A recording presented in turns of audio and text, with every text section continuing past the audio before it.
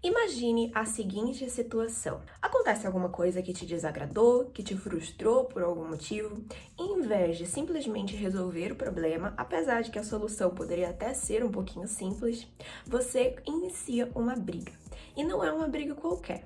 É uma daquelas brigas em que você vai pra cima pra atacar, pra deixar a pessoa no chão. Você não quer simplesmente vencer o argumento. Você quer ver aquela pessoa com os seus sentimentos feridos mesmo. E muitas vezes acaba até se tornando agressivo por causa disso. Conseguiu imaginar? Se identificou com alguma coisa do que eu falei? Pois é, esse é um traço muito comum no transtorno bipolar, apesar de não ser uma característica diagnóstica.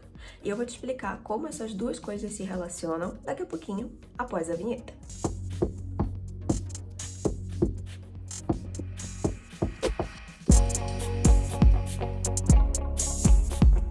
Oi, guerreiro! Aqui é a Lorna, psicóloga e também paciente de transtorno bipolar, e você está no Efeito Bipolar, um canal criado para falar exclusivamente sobre esse transtorno e espalhar mais informações para você e os seus familiares que estão tentando lutar contra esse problema. Então, se você gostou, já não esquece de se inscrever aqui no canal. Mas vamos lá! Como assim essa agressividade não é um critério diagnóstico?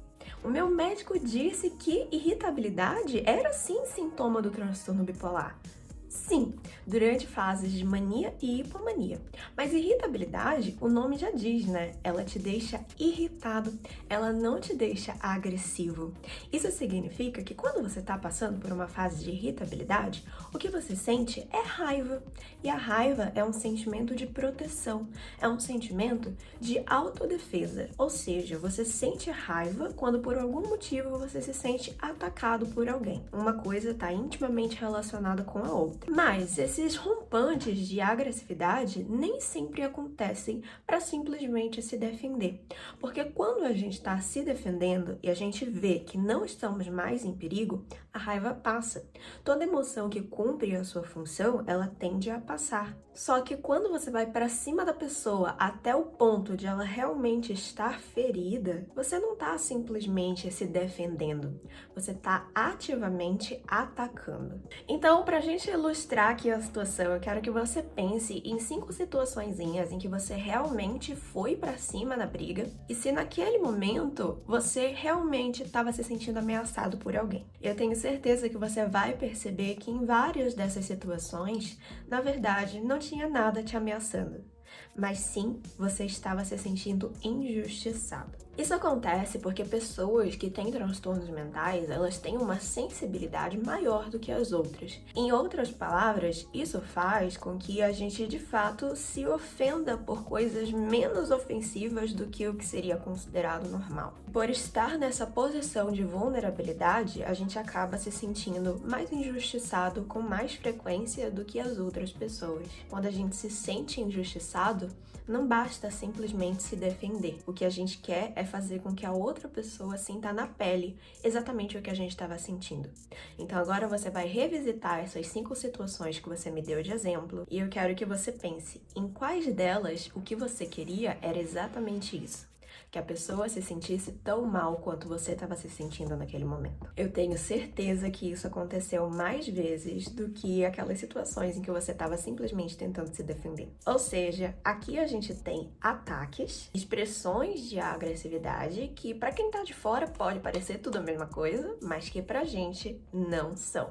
Tem funções diferentes e tem origens diferentes. Uma simplesmente vem da irritabilidade, em que você se sente com raiva, em que você sente que você precisa se defender, e a outra vem do sentimento de injustiça, em que você quer que o outro se sinta tão mal quanto você.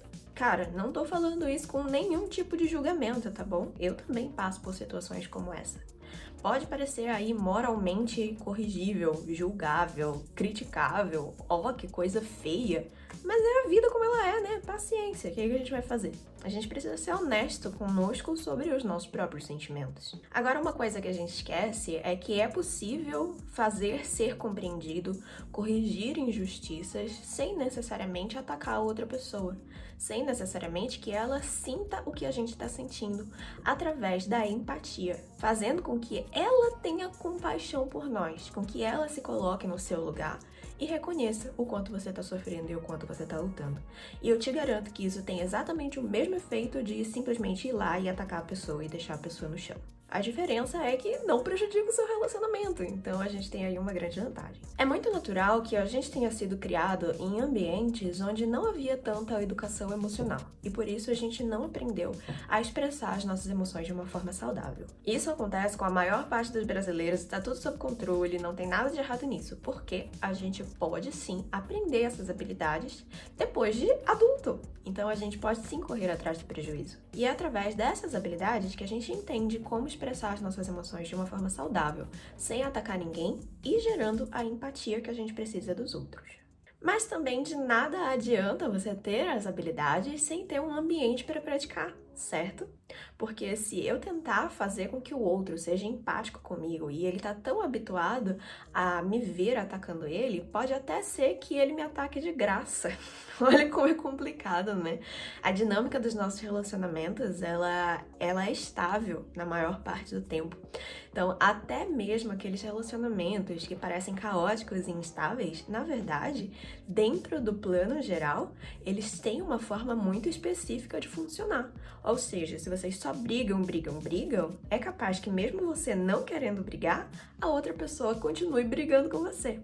Por isso, antes de você aprender a executar ou até mesmo querer executar as habilidades para se expressar melhor emocionalmente, você precisa conversar com seu parceiro, ou seja lá com quem que você está lidando, né? Sua mãe, seu pai, seus irmãos. Você precisa criar um ambiente favorável à prática dessas habilidades mais saudáveis.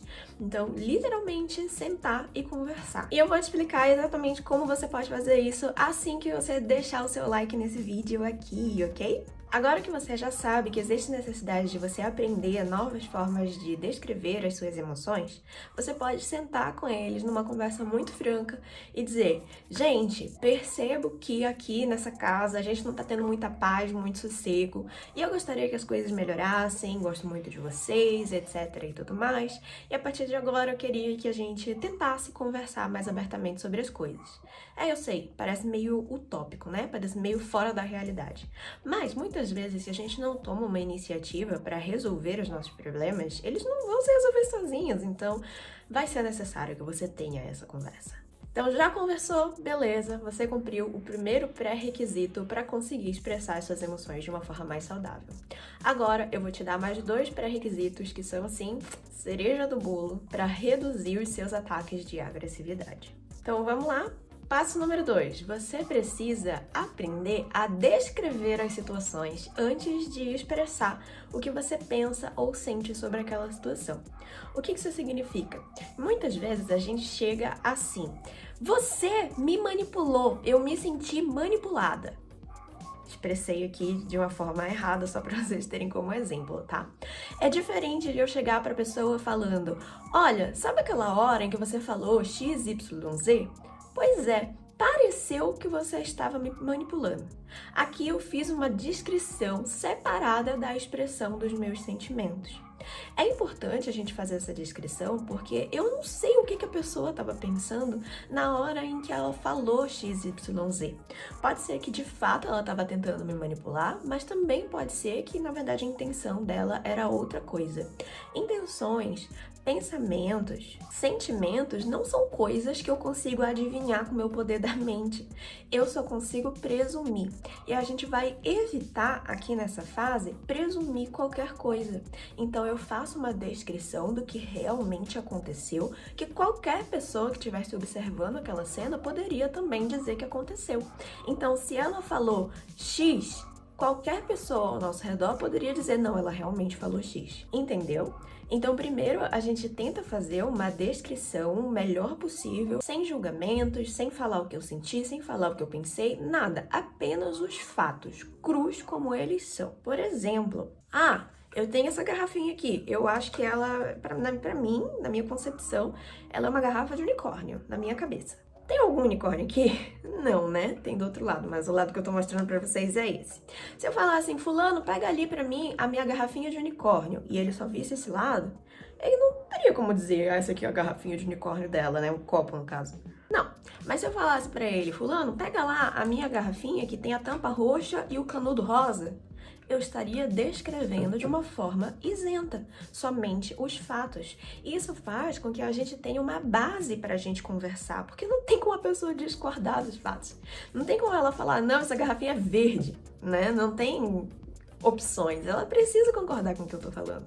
E a partir do momento que a gente tem um ponto de concordância, aí sim você entra com a parte número 3, que é justamente você expressar o que você pensou. Então, se eu falar pra pessoa, fulano, pega ali a minha garrafinha linda, ele vai dizer que, né? Pode ser que eu realmente ache ela linda, mas se eu falar isso como se fosse um fato, tem quem discorde, tem quem não goste desse tipo de garrafa, copo. Desculpa. Enfim, entenderam a diferença entre uma coisa e a outra? Os seus sentimentos, pensamentos, as suas intenções são seus, e o do outro é do outro. E a gente não tem que meter o bedelho no que é do outro. Então a gente começa com uma base em que todo mundo pode concordar, para depois passar para o que é meu. E assim a gente tem condições de ter uma conversa mais saudável e despertar empatia na outra pessoa, sem precisar berrar, sem precisar gritar, sem precisar jogar coisas no outro, dentre outros comportamentos aí que é melhor a gente não citar pro YouTube não censurar a gente, né? É isso, pessoal. Muito obrigada por terem assistido até o fim. Espero ter ajudado. Eu sei que na hora H, quando a corda aperta, a gente realmente tem dificuldade de pensar em ter comportamentos mais saudáveis, mas isso acontece porque você já passou a sua vida inteira se comportando exatamente dessa mesma forma. Ainda que sejam comportamentos que tragam efeitos negativos para você, é muito mais fácil continuar fazendo desse jeito do que você simplesmente se esforçar para ter alguma mudança. Então, sim, é difícil, exige energia, exige paciência, mas vale a pena tentar e persistir tentando até dar certo. Juro pra você que dá certo. Se você quiser aprender mais sobre como expressar as suas emoções de uma forma mais saudável, confere o link aqui embaixo do meu vídeo sobre o treinamento de habilidades em terapia comportamental e dialética. E se você tiver aí um tempinho, 5 minutinhos da sua vida, assiste mais um vídeo meu aqui no YouTube, me incentiva muito a continuar gravando pra vocês. Te vejo na próxima semana. Tchau!